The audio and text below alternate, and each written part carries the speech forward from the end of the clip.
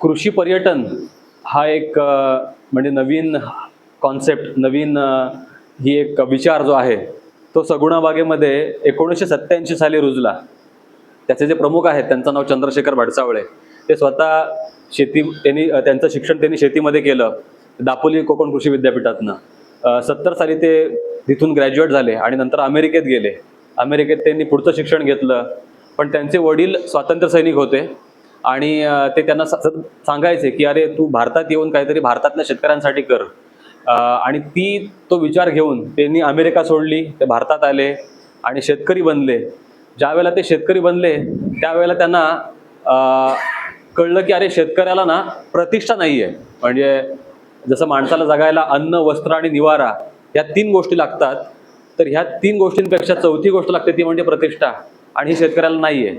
तर हे कसं मिळवून देता येईल याच्यासाठी त्यांनी खूप प्रयत्न केले. त्यातनं त्यांना कृषी पर्यटन ही संकल्पना सापडली आणि 87 सालापासून तिथे ती रुजू आहे. आणि त्याच्यामुळे काय झालं की शेतकरी म्हणजे वेगवेगळे समाजातले लोक, म्हणजे वकील असतील, डॉक्टर असतील किंवा इतर कोणी असतील, हे सगळेजण शेतावरती यायला लागले. त्यांना त्याच्यामुळे काय झालं की तिथल्या शेतकऱ्याला ती प्रतिष्ठा मिळायला लागली. आणि त्याच्यामधनंच पुढे हे शेतीतले प्रयोग करत असताना मग SRT सारख्या शेती तंत्राचा जन्म तिथे झाला. म्हणजे अडचणींना सामोरं जातच मजूर माणसं मिळत नव्हती, ट्रॅक्टरवरचा खर्च खूप जास्त होत होता किंवा वेळेवरती ट्रॅक्टर येत नव्हते, पाऊस वेळेवरती येत नव्हता, म्हणजे अवकाळी पाऊस पडायचा, ज्या वेळेला पाऊस पाहिजे त्यावेळेला पाऊस नसायचा. ह्या सगळ्या अडचणी खूप वाढत होत्या आणि ह्याला काही म्हणजे उत्तर काय शोधता येईल हे सतत त्यांचे प्रयत्न सुरू होते. आणि त्याच्यावरती काम करता करता 2011 साली या SRT तंत्राचा जन्म झाला आणि तो झाला मुख्य म्हणजे भात पिकामध्ये. आता भात पीक हे आमच्याकडे कोकणामध्ये सगळ्यात जास्त भात पीक आहे, कारण आमच्याकडे जास्त पाऊस पडतो. तर या भात पिकासाठी ह्या तंत्राचा जन्म झाला. म्हणजे याच्यामध्ये काय काय केलं त्याच्यामध्ये त्यांनी, तर जमीन नांगरायचं थांबवलं, भात शेतीसाठी लागणारा चिखल करायला लागतो तो चिखल थांबवला. त्याच्यानंतर मग थेट बियापासूनच लागवड करायची. भाताची कशी इकडे नर्सरी करायला लागायची, रोपवाटिका, आणि त्या रोपवाटिकेतलं जे काही आहे रोप आहे ते रोपाची तिथे चिखळणी करून लागवड करायची. ह्याच्यासाठी भरपूर मजूर लागायचा, भरपूर खर्च व्हायचा. हा सगळा खर्च जो आहे तो त्यातनं वाचला. आणि मग भात पिकातनं मग पुढच्या पिकात गेलो, म्हणजे कडधान्य पिकात गेलो आम्ही, मग भाजीपाला पिकात गेलो. मग 2015 साली इकडे आपल्या चंद्रपूरमध्ये मूल नावाचा तालुका आहे, त्याच्यामध्ये प्रकाश खोब्रागडे नावाचे शेतकरी आहेत. मारोड्यामध्ये त्यांची शेती आहे. तिथे त्यांनी पहिल्यांदा SRT वरती कापूस घेतला आणि तो कापूस इतका यशस्वी झाला की त्याच्यानंतर मग असं ठरलं की अरे हे SRT तंत्रज्ञान फक्त भातासाठीच किंवा कोकणासाठीच नाही आहे, ते इतर सगळ्या पिकांसाठी लागू होऊ शकतं. आणि मग तेव्हापासून मग कापूस, तूर, सोयाबीन, चना अशी सगळी जी काही पिकं आहेत आपल्या भागातली, असे हळूहळू शेतकरी घ्यायला लागले. आणि मग एकंदरीत सगळं म्हणजे त्याच्यातनं खूप शेतकरी जोडले गेले. आज महाराष्ट्रात किमान 10,000 शेतकरी आहेत की जे SRT पद्धतीने शेती करतात. आणि त्यांचं काय झालं त्याच्यामध्ये की मातीची सगळ्यात होणारी धूप आहे ती थांबली, मातीची सुपीकता वाढली. दुसरं म्हणजे उत्पादन जो खर्च होत होता भरपूर तो वाचला. नांगरणीवरचा खर्च किंवा डवरा मारायचा खर्च असेल, कोळपणीचा खर्च असेल, ही सगळी मशागत बंद झाले. त्याच्यामुळे तो जो होणारा उत्पादन खर्च आहे तो थोडा कमी झाला. उत्पादन रोगरहित यायला लागलं आणि त्याची क्वालिटी सुधारली.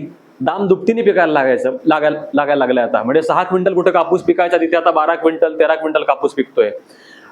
अशी म्हणजे उत्पादनात पण चांगली झाली आणि शेतकरी सगळ्यात म्हणजे काय झालं की आनंदी झाला तो. म्हणजे आज आपण बघतो की शेतकऱ्याचा चेहरा बघितल्यावरती किंवा पारंपरिक शेतकरी बघतो टीव्हीवर दाखवतात किंवा फोटोमध्ये दाखवतात, तो असा म्हणजे त्याचा रडलेला चेहरा दाखवतात किंवा फार दुःखी चेहरा दाखवतात.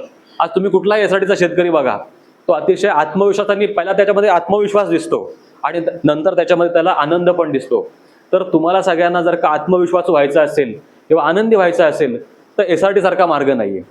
तर SRT म्हणजे सगुण रिजनरेटिव्ह तंत्रज्ञान. SRT सगुण रिजनरेटिव्ह तंत्रज्ञान. सगुण आहे, सगुणा बाग नावाची जागा आहे त्याचं नाव आहे. रिजनरेटिव्ह म्हणजे पुनरुज्जीवित करणं. म्हणजे आज आपली ही जमीन नांगरणीच्या अत्याचारामुळे मृत पावलेली आहे किंवा त्याच्यातला जो सेंद्रिय कर्ब आहे, जो आत्मा आहे तिचा, तो आत्मा सगळा उडून गेलेला आहे. तो जर का आपल्याला पुन्हा आणायचा असेल आपल्या जमिनीमध्ये तर त्या जमिनीला रिजनरेट करणं गरजेचं आहे, म्हणजे तिला पुनरुज्जीवित करणं गरजेचं आहे. मला सांगा, तुमच्या जमिनीमध्ये गांडूळ दिसतात का? तुमच्या जमीन अशी हाताने सहज वाकरता येते का? नाही. तुमची माती हातात घेतल्यावर तिला असा पहिल्या पावसासारखा सुगंध येतो का या दिवसात? नाही. तुमच्या जमिनीमध्ये सूक्ष्मजीवाणू नाही आहेत, तुमच्या जमिनीमध्ये बुरशा नाही आहेत, तुमच्या जमिनीतला सेंद्रिय कर्ब सगळा उडून गेलेला आहे. तिची जी काय म्हणजे जमीन हलकी लागायला पाहिजे ती जास्त जड लागायला लागली आहे. हे सगळे जे आहेत ना, हे आपल्याला परत गोष्टी आणायच्या ह्याच्यामध्ये, की जमीन सुपीक झाली पाहिजे, त्यात गांडूळ आले पाहिजेत, तिथे पक्षी आले पाहिजेत, फुलपाखरं आले पाहिजेत, मधमाशा आले पाहिजेत आणि ती माती अशी जिवंत झाली पाहिजे. ह्या सगळ्याला म्हणायचं रिजनरेटिव्ह, म्हणजे पुनरुज्जीवित करणं. म्हणजे त्याच्यामध्ये सगळं संपलेलं आहे, त्याला पुन्हा जीवनदान देणं, त्याची पुनर्निर्मिती करणं म्हणजे रिजनरेटिव्ह. सो म्हणून ह्या तंत्राला सगुण रिजनरेटिव्ह तंत्रज्ञान असं नाव दिलेलं आहे. आणि एक म्हणजे ह्याच्यामध्ये जमीन नांगरायची नाही, 2 म्हणजे प्रत्येक पिकाची मुळं आणि गवताची मुळं ही जागेलाच ठेवायची आणि जागेलाच कुजवायची, त्या मुळांपासून खत निर्मिती करायची. आजपर्यंत आपण शेणखतावरती अवलंबून राहिलो, आजपर्यंत आपण गांडूळ खतावरती अवलंबून राहिलो, आजपर्यंत आपण रासायनिक खतांचा भडीमार करत आलो. हे सगळ्या गोष्टी आपल्याला बाजारातनं विकत आणून शेतात टाकाव्या लागतात. पण मूळ जे आहे पिकाचं आपल्याला किंवा कुठल्याही तणाचं मूळ, हे जागेला आपण फुकटात जागेला ते ठेवतो आणि कुजवतो आणि त्याच्यापासून तयार होणारं जे काही सेंद्रिय कर्ब आहे किंवा सेंद्रिय खत आहे, हे ह्या सगळ्यापेक्षा म्हणजे गांडूळ खतापेक्षा, शेणखतापेक्षा किंवा रासायनिक खतापेक्षा सगळ्यात जास्त पॉवरफुल आहे किंवा चांगला दर्जाचा आहे. तर आपल्याला ह्या तंत्रज्ञानामधनं आपल्या शेतीवरचा खर्च कमी करायचा आहे. प्रत्येक पिकाची मुळं जागेला ठेवून त्याची ती कुजत ठेवायची. आणि तिसरं म्हणजे पिकांची फेरपालट करायची. जर का आपल्याकडे पाण्याची सोय असेल तर एका पिकानंतर आपल्याला दुसरं पीक घ्यायचंय. म्हणजे कपाशीनंतर परत कपाशी नाही घ्यायची, तर कपाशीनंतर आपल्याला दुसरं पीक घ्यायचं, किंवा सोयाबीन नंतर आपल्याला परत सोयाबीन नाही घ्यायचंय, सोयाबीन नंतर आपल्याला आणखीन वेगळं पीक घ्यायचंय. तर पिकांची फेरपालट करणं फार गरजेचं आहे, कारण जमिनीच्या आरोग्यासाठी ती अत्यंत महत्वाची गोष्ट आहे. तर हे सगळं म्हणजे असं खूप ह्याच्यामध्ये शास्त्र खूप आहे. आणि आपले हे जे उमेश पोहदरे आहेत तिथले SRT शिक्षक, हे तुम्हाला अतिशय छान पद्धतीने समजून सांगतील, कारण हा तुमचा माणूस आहे. ह्यांना तुमची माती माहिती आहे, तुमची पिकं माहिती आहेत, हे तुमची भाषा बोलतात आणि ह्या वातावरणात ते वाढलेले आहेत. तर माझ्यापेक्षाही जास्त छान असं ते तुम्हाला सांगतील. म्हणून ही शेतीशाळा आपण इथे का ठेवली आहे, हे सगळं ज्ञान आम्ही फक्त सगुणा बागेपुरतं मर्यादित का ठेवलं नाही, कारण तुम्हाला ते सहज कळायला पाहिजे, तुमच्या त्या मनाला ते भिडलं पाहिजे. आणि तुमचा माणूस जेव्हा तुमच्या समोर बोलेल, त्याचं शेत जेव्हा दाखवेल, त्याच्या शेतामध्ये जो मातीमध्ये बदल घडेल, तेव्हाच तुम्हाला कळणार आहे की अरे हे खरोखर आपल्या भागात झालेलं आहे, तर माझ्या शेतामध्ये पण होऊ शकेल. तर तुम्हाला इथनं एवढा खर्च करून सगुणा बागेत यायला लागला असतं. हा सगळा खर्च वाचताय तुमचं, म्हणजे शेतीवरचं उत्पादन खर्च तर वाचणारच आहे, पण ह्याचं ज्ञान मिळवण्यासाठी सुद्धा तुम्हाला एवढा लांब जायची गरज नाही. ही जी शेतीशाळा आहेत, अशा 17 शेतीशाळा आपण महाराष्ट्रात सुरू केलेल्या आहेत. म्हणजे प्रत्येक जिल्ह्यानुसार ही शेतीशाळा आहे. तसं इथे रामचंद्र पुंड आहेत, हे छत्रपती संभाजीनगरमध्ये खुलताबाद तालुक्यामध्ये बाजार सावंग नावाचं गाव आहे, तिथे ती शेतीशाळा चालवतात. ऊस, मका, कापूस, कांदा, हरभरा अशी पिकं ती घेतात. आणि त्यांच्याकडे पण फार लांबून लांबून शेतकरी येतात. फार धुळे, नंदुरबार, इकडे खालून कोल्हापूरमधनं पण शेतकरी येतात. तसं यांच्याकडे कर्नाटकवरनं पण शेतकरी येतात, तेलंगणावरून शेतकरी येतात. आता शेतकरी सगळा हा भुकेलेला आहे, त्याला हे ज्ञान पाहिजे, कारण कमी खर्चात आणि चांगलं उत्पादन देणारं, जमीन पण सुपीक करून देणारं असं तंत्रज्ञानच आज मार्केटमध्ये अवेलेबल नाहीये. सो असं हे SRT तंत्रज्ञान खूप अतिशय फायदेशीर आहे. आणि ह्या सगळ्यामधनं आम्हाला काही विक्री करायचं नाही, तुम्हाला हे काय तुम्हाला विकणार नाहीत किंवा आम्ही ह्यांना काय विकणार नाही आहोत.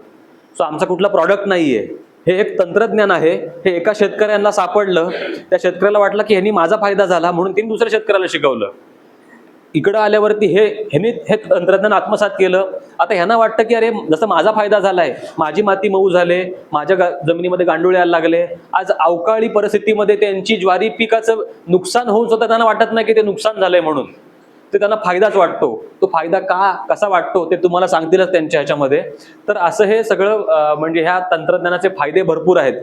म्हणजे फार जमिनीपासनं, तिथल्या सूक्ष्मजीव आनंदी होण्यापासून, तिथले गांडूळ आनंदी होण्यापासून, तिथली पिकं आनंदी होण्यापासून, तिथला जो काही परिसंस्था ही आहे, इथलं जे वातावरण आहे हे आनंदी होण्यापासून सगळं खूप आहे. आणि एक मान सन्मान सुद्धा ह्या सगळ्यातनं मिळतोय.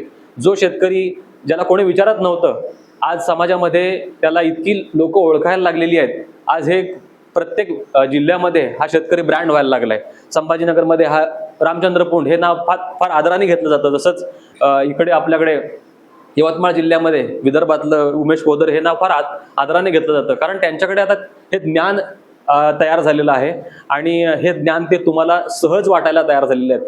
सो असं हे खूप छान असं तंत्रज्ञान आहे, त्याचं तुम्हाला जेव्हा तुम्ही अवलंब कराल ह्याचा, त्यावेळेला तुम्हाला नक्की कळेल. आणि आम्ही ह्याच्यातनं काय सांगतो की तुम्ही सुरुवातीला ह्याचे प्रयोग करा तुमच्या शेतामध्ये, अर्धा एकर 1 एकर कोणाला जेवढं करता येईल तेवढा छोटा प्रयोग करा, त्यात तुम्ही यशस्वी व्हा आणि मग पुढे जा आणि मग तुम्ही इतरांना हे ज्ञान वाटा.